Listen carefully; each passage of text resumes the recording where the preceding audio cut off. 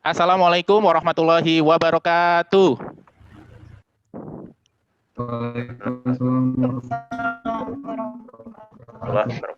Ya. Semangat pagi. Pagi. Nah, ya, apa kabar anak-anak semuanya? Baik, Pak. Oh, baik. Alhamdulillah kalau kabarnya ini baik. Aryo ya, ketua kelasnya. Aryo ada? Sudah hadir? Ya, Pak. Oke, silahkan Aryo, pimpin untuk berdoa. Sudah. Baik, mari kawan-kawan, sebelum kita memulai kegiatan belajar mengajar dari siang kali ini, maka baiknya kita awali dengan berdoa sesuai dengan percaya masing-masing. Berdoa dimulai. Berdoa selesai. Terima kasih Aryo. Baik, selanjutnya mari kita bersama menyanyikan lagu Indonesia Raya. Ya, dimohon untuk sikapnya adalah sikap sempurna sebagai bagian dari memupuk jiwa nasionalisme dan patriotisme kita. Ya, boleh kalian ikut menyanyikan lagu Indonesia Raya ini.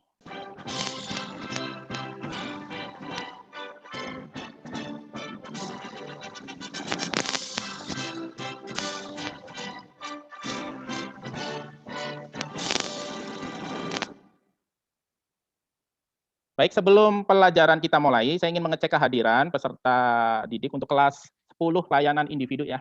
Ini ada 13 siswa. Akila ada tidak? Akila sudah hadir? Oh, hadir, ya. Kemudian Fiodora. Hadir, Pak. Hadir. Flora. Baik, minggu kemarin kita sudah belajar terkait sel ya, di mana sel itu merupakan unit terkecil dari makhluk hidup. Mungkin sebelum melanjutkan ke materi selanjutnya, saya ingin menunjukkan sebuah gambar ya,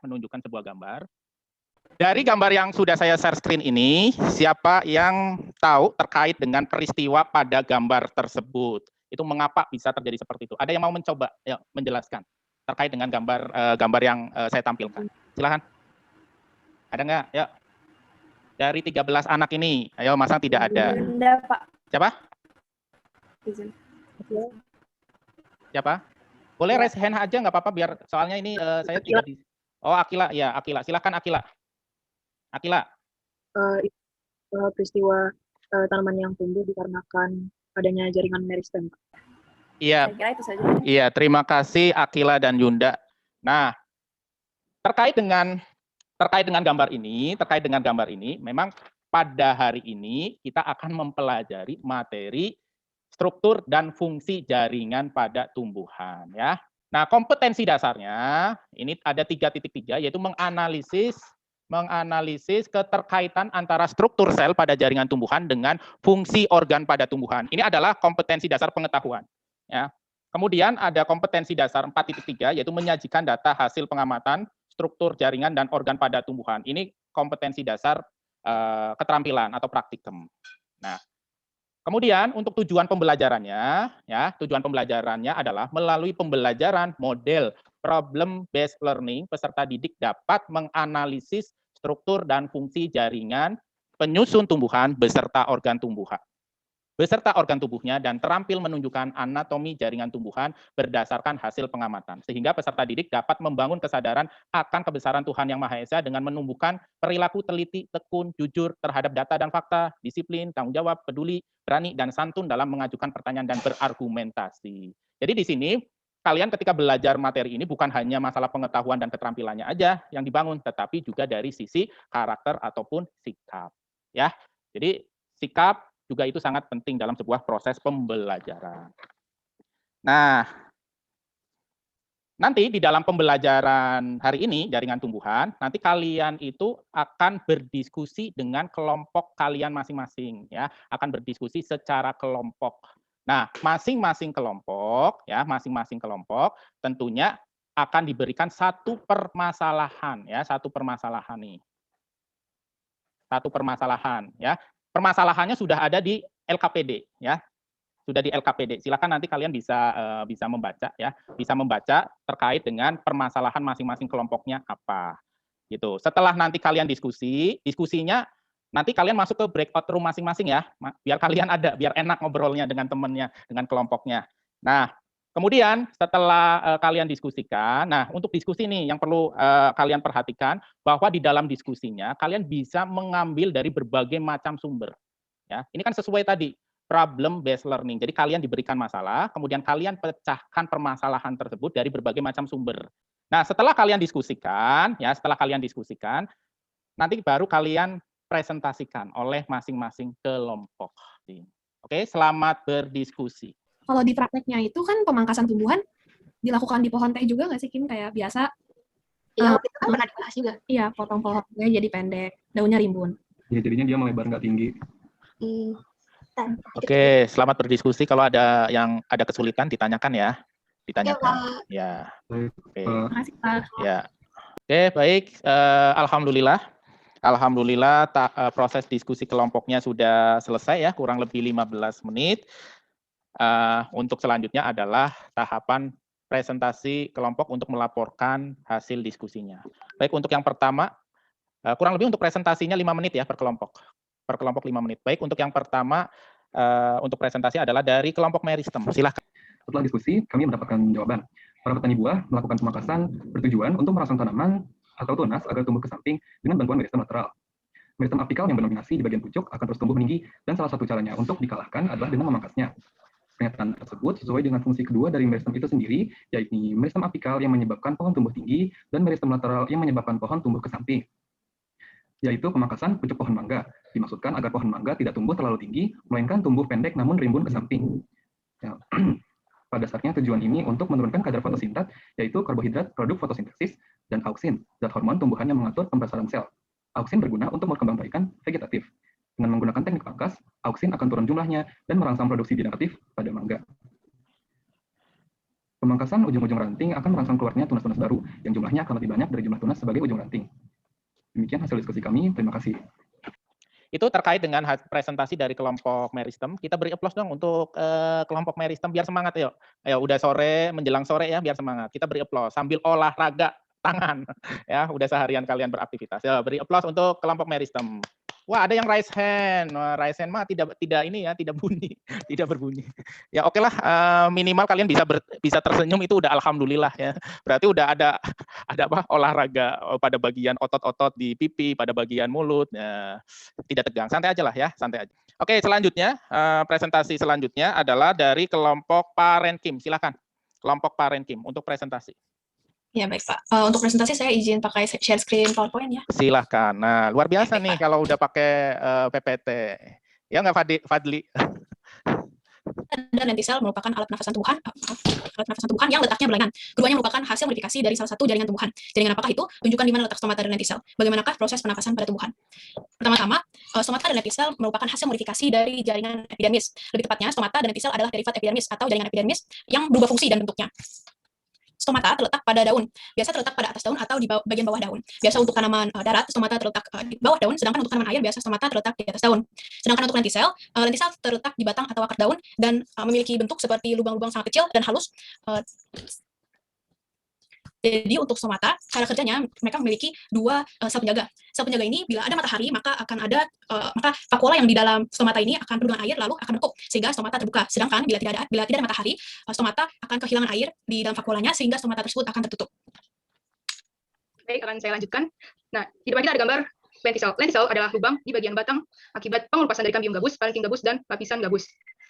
Lentisel terletak di tumbuhan yang bertipe dikotil monokotil. Alat pernapasan ini berguna untuk keluar masuknya udara luar untuk melewati lapisan gabus. Ini contoh gambarnya. Baik, slide selanjutnya. Oke. Nah, saya akan menjawab pertanyaan dari proses pernapasan pada tumbuhan. Sama seperti makhluk hidup lainnya, tumbuhan bernafas setiap saat dan tidak berhenti meskipun saat melakukan proses fotosintesis. Alat pernapasan pada tumbuhan umumnya dibagi menjadi dua jenis, yaitu ada stomata dan lentisel. Respirasi pada tumbuhan menyangkut proses pembebasan energi kimiawi menjadi energi yang diperlukan untuk aktivitas hidup tumbuhan.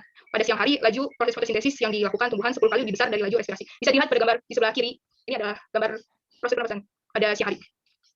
Respirasi dilakukan tumbuhan menggunakan sebagian oksigen yang dihasilkan dari proses fotosintesis. Sisanya akan berdifusi ke udara melalui daun. Lalu bagaimana dengan lentisel? Secara umum, stomata dan lentisel memiliki fungsi yang sama. Letaknya saja yang berbeda, bergantung pada jenis tanamannya. Sekian dari kami, kurang lebihnya mohon maaf. Assalamualaikum warahmatullahi wabarakatuh. Waalaikumsalam warahmatullahi wabarakatuh. Silakan beri aplaus dulu dong buat kelompok Parenkim. Ya. Baik, selanjutnya ya untuk mempersingkat waktu, presentasi dari kelompok Silem. Silakan kelompok Silem. Sebelumnya perkenalkan, kami dari kelompok 3, kelompok Silem, yang beranggotakan saya, Indawaya Putri, dan Theodora Putri. Permasalahan dari kelompok kami yaitu akar merupakan salah satu organ tumbuhan yang berfungsi sebagai penyerap air dan unsur hara dari dalam tanah. Untuk melakukan fungsi tersebut, akar memiliki struktur jaringan khusus. Bagaimana mekanisme penyerapan air dan unsur hara dari dalam tanah? Pertama kita akan membahas tentang intravaskuler dan ekstravaskuler terlebih dahulu. Jadi, ekstravaskuler itu pengangkutan transfer zat yang tidak melalui pembuluh angkut. Pada pengangkutan ini, air masuk ke silinder pusat atau sel tumbuhan dari epidermis. Setelah air berada dalam silinder pusat, air dapat bergerak bebas menjangkau seluruh bagian tumbuhan. Nah, pengangkutan ekstravaskuler itu nanti dibagi oleh 2. Sedangkan kalau misalkan mekanisme pengangkutan pada silam di sini terjadi dari pengangkutan dengan cara ekstravaskuler. Nah, di sini pada silam terjadi pengangkutan dengan cara yaitu selalu melawan gravitasi bumi dan pergerakan terjadi dari akar ke bagian tubuh lainnya. Kemudian biasanya mengangkut getah silam seperti air dan unsur hara dan dipengaruhi oleh gaya adhesi, gaya kohesi, dan tekanan akar. Seperti yang bisa dilihat pada gambar tersebut. Sekarang kita ke mekanisme penyerapan air oleh akar pada tumbuhan. Penyerapan air pada tanaman melalui 2 cara yaitu absorpsi aktif dan absorpsi pasif. Absorpsi aktif itu terjadi apabila kelembapan tanah itu tinggi dan tumbuhan melangsungkan transpirasi yang rendah. Sedangkan kalau absorpsi pasif itu terjadi bila gerakan air ke dalam tumbuhan yang mempunyai laju transpirasi yang tinggi, menyangkut perbedaan tekanan di dalam dan di luar tumbuhan. Jadi absorpsi pasif itu terjadi karena gaya penyebabnya timbul pada puncak tumbuhan bukan dalam akar. Nah, proses penyerapan air pada tumbuhan itu, pertama, air yang terlarut di dalam tanah masuk ke dalam sel rambut secara osmosis. Setelah rambut akar menyerap air, maka cairan pada sel rambut akar menjadi kurang pekat jika dibandingkan dengan cairan pada sel korteks. Hal ini membuat air dari sel rambut akar dapat mengalir ke dalam sel pada korteks secara osmosis. Lalu air mengalir ke endodermis dengan cara osmosis hingga mencapai pembuluh kayu atau xilem. Lalu proses penyerapan air menyebabkan akar menekankan air hingga air masuk ke dalam pembuluh xilem. Dalam pembuluh ini, air diangkut menuju ke batang daun yang letaknya lebih tinggi. Selain itu, mekanisme penyerapan unsur hara oleh akar pada tanaman umumnya itu ada 3 cara, yaitu intersepsi akar, aliran massa, dan difusi. Nah, untuk intersepsi akar, pergerakan akar ini akan memperpendek jarak sehingga menyebabkan akar di dalam tanah itu akan menyerap unsur hara. Untuk aliran massa, gerakan unsur hara dalam tanah akan menyebabkan unsur hara bergerak menuju ke permukaan akar yang kemudian bersama-sama dengan gerakan massa air. Dan difusi itu terjadi karena konsentrasi unsur hara pada permukaan akar itu umumnya lebih rendah dibandingkan dengan konsentrasi hara pada larutan tanah. Dapat disimpulkan, untuk permasalahan yang ditujukan pada kelompok kita bahwa di dalam akar terdapat xilem dan floem sebagai jaringan pengangkut. Xilem mendukung akar untuk menyerap air dan unsur hara. Penyerapan air pada tanaman dapat melalui 2 cara, yaitu absorpsi aktif dan absorpsi pasif. Proses penyerapan air pada tumbuhan seperti yang tadi sudah saya sebutkan sebelumnya, yaitu dengan cara air yang memasuki tanah itu dengan cara osmosis. Kemudian berlanjut prosesnya. Dan untuk mekanisme penyerapan unsur hara seperti yang disebutkan di sini bahwa ada 3, yaitu intersepsi akar, aliran massa, dan difusi. Kami kira cukup sekian presentasi yang dapat kami sampaikan. Mohon maaf apabila ada kesalahan. Wassalamualaikum warahmatullahi wabarakatuh. Waalaikumsalam warahmatullahi wabarakatuh. Keren nih. Beri aplaus dong buat kelompok xilem ya. Oke, selanjutnya dari presentasi kelompok floem, silahkan. Kelompok floem. Oke, Assalamualaikum warahmatullahi wabarakatuh. Waalaikumsalam warahmatullahi wabarakatuh. Selamat siang semuanya. Hari ini saya dan Hanif akan berpresentasi tentang lingkaran tahun dan akan berpresentasi tentang pemecahan permasalahan yang kita dapati. Permasalahan yang kita dapati adalah pohon jati bila ditebang melintang batangnya terdapat garis melintang berwarna gelap dan terang. Garis ini disebut lingkaran tahun. Bagaimana bisa terbentuk lingkaran tahun dan kenapa garisnya bisa berwarna gelap dan terang? Lingkaran tahun adalah lingkaran pusat yang diakibatkan oleh pertumbuhan sekunder. Lingkaran tahun terlihat berlapis-lapis karena pergantian keadaan lingkungan. Biasanya lingkaran tahun sering digunakan untuk melihat umur pada tumbuhan. Lingkaran tumbuh pohon atau lingkaran tahun terbentuk karena adanya aktivitas pertumbuhan kambium yang dipengaruhi oleh perubahan musim. Lingkaran tahun atau lingkaran tumbuh biasanya terbentuk pada tumbuhan dikotil oleh pertumbuhan kambium di jaringan meristem sekunder. Jaringan meristem sekunder merupakan jaringan yang memiliki sel bersifat meristematik atau sel yang dapat membelah. Pertumbuhan kambium ini dapat menyebabkan pertumbuhan sekunder yang membuat penampakan tanaman menjadi jauh lebih lebar. Namun, tidak berbeda-beda warna. Hal ini disebabkan karena musim di daerah tropis lebih seragam sepanjang tahun dan tidak memperlihatkan perbedaan yang tajam antara periode curah hujan tinggi dengan pergantian periode curah hujan rendah. Ketika musim penghujan, air dan zat hara melimpah sehingga pertumbuhan berlangsung pesat dan sel yang terbentuk berwarna terang karena menyerap banyak air, sehingga cincin yang terbentuk lebih lebar. Kemudian pada musim kemarau, cincin yang terbentuk berwarna gelap karena sel yang terbentuk lebih kecil dan banyak menyerap cahaya. Nah, sekarang kita beralih membahas tanaman jati. Tanaman jati membutuhkan iklim dengan curah hujan minimum 750 mm, optimum 1000 sampai 1500 mm per tahun, dan maksimum 2500 mm per tahun. Walau demikian, tanaman jati masih dapat tumbuh di daerah dengan curah hujan 3750 mm per tahun.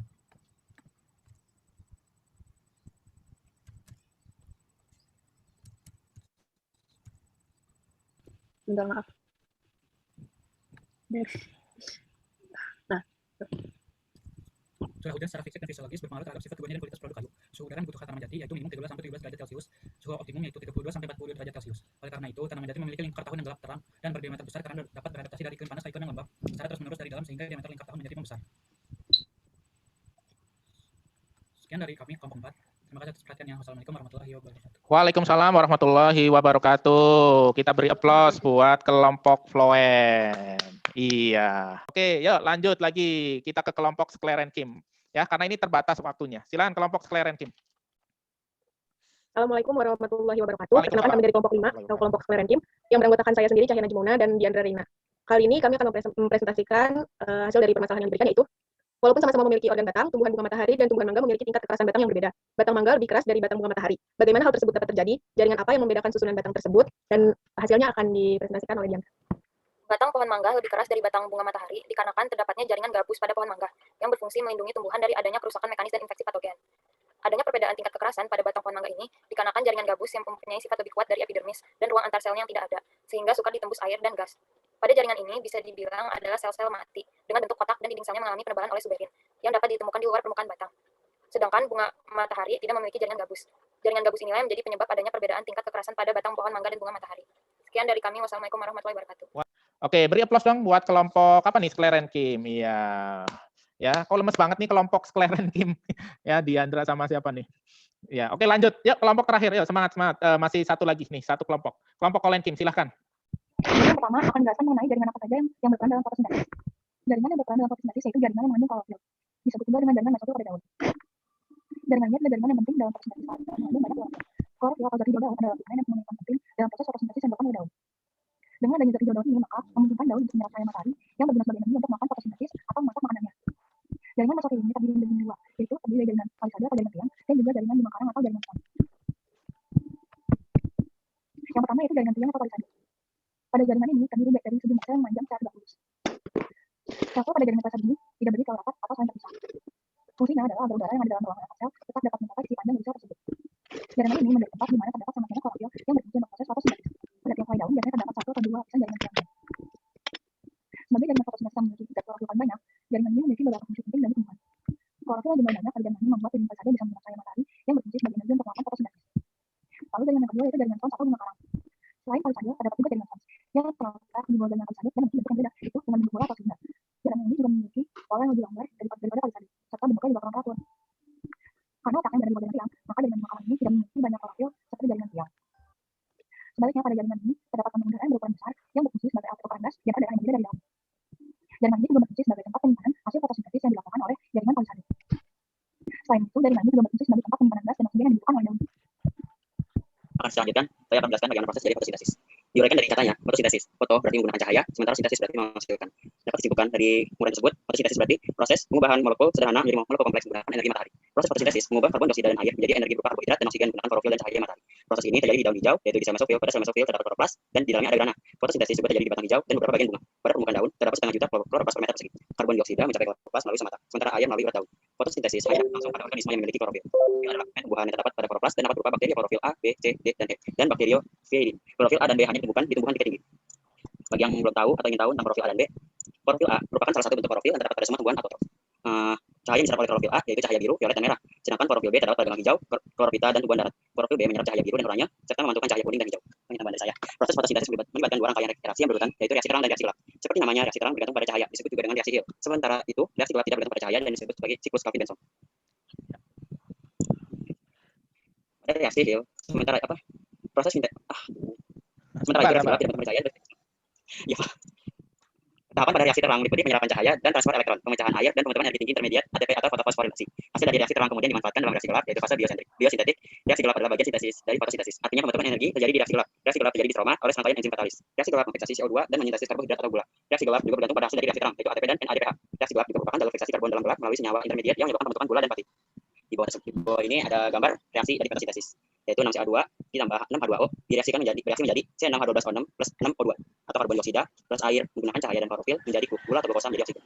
Sekian presentasi dari kami berdua. Mohon maaf. Assalamualaikum warahmatullahi wabarakatuh. Waalaikumsalam warahmatullahi wabarakatuh. Beri aplaus buat kelompok terakhir. Yuk, buat semuanya. Buat kita semuanya. Yuk. Ada yang tanyakan? Kalau misalkan tidak ada pertanyaan, terima kasih kalian telah mengikuti pembelajaran pada siang hari ini dengan aktif dan semangat. Semoga usaha kalian dalam belajar akan membuahkan kesuksesan. Ya, karena insya Allah kalian tahun depan ya lulus dari SMA. Karena kesuksesan di hari esok, ya, kesuksesan di hari esok hanya milik orang yang mau belajar di hari ini. Itu ya. Saya dulu ya Pak Syukur. Baik Pak, terima kasih Pak Warsono. Ya, Waalaikumsalam. Terima kasih anak-anak sekalian. Mohon maaf ya bila saya ada kurangnya. Saya tutup. Billahi taufiq wal hidayah. Wassalamualaikum warahmatullahi wabarakatuh.